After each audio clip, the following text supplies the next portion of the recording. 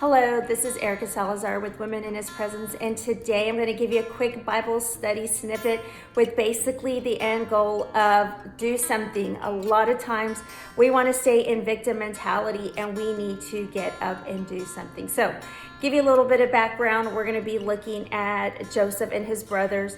So, quick snippet. Joseph is one of 12 brothers. The youngest is actually Benjamin, who's not really a part of this scenario that we're talking about at the beginning. But basically, Joseph is a favored son by Jacob. He was born in his old age from the wife that he loved. And the brothers know this. I mean, there's favoritism.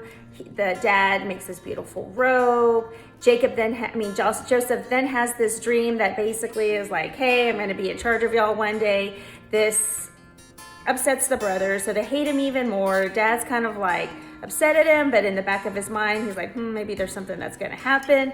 So long story short, the brothers end up wanting to kill him. One of the brothers is like, no, let's not do this. Not a good idea. He wants to take him back to dad. Another brother's like, you know what? Let's sell him. There's some people coming by. We'll sell him so we're not killing him. So they go ahead and do that. The older brother's like, oh my gosh, where did he go? And he's upset because, well, he's the oldest, probably gonna be in trouble. It's all his fault. And Joseph ends up in Egypt. He ends up getting in a position of favor, which is really good. So despite all this horrible things that happen, he's in a position of favor. Then he gets accused. Then he's in prison. And then he's back into a position of favor. And that's where we're going to go to scripture. So it says that, so Pharaoh said to Joseph, I hereby put you in charge of the whole land of Egypt. Then Pharaoh took his signet ring from his finger and put it on Joseph's finger. He dressed him in robes of fine linen and put gold chains. And so basically, he's in charge of everything. And it goes to this. And all the world came to Egypt to buy grain from Joseph because the famine was severe everywhere. So there's this huge famine.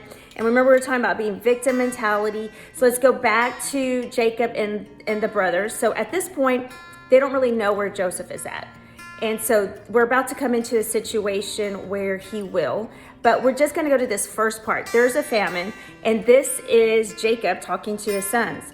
It says, when Jacob learned that there was grain in Egypt, he said to his sons, why do you just keep looking at each other? He continued, I have heard that there's grain in Egypt. Go down there and buy some from us, so that way we may live and not die. And that's where I'm like, oh my gosh, he's telling his sons, do something. When we just sit and not do anything, and we know that there's a problem, we know that there's trouble, and we know that there's resources, we can't sit and be a victim. And a lot of times, our main source is God. We can stay in victim mode all that we want, and what's not fair, and what we don't like, but eventually, you got to do something. So, hope that helped y'all out. That was from Genesis 42, verse 1. If you go back to go to chapter 41, you'll get a little bit of background of Joseph becoming in charge. So hopefully y'all enjoyed that Bible study snippet.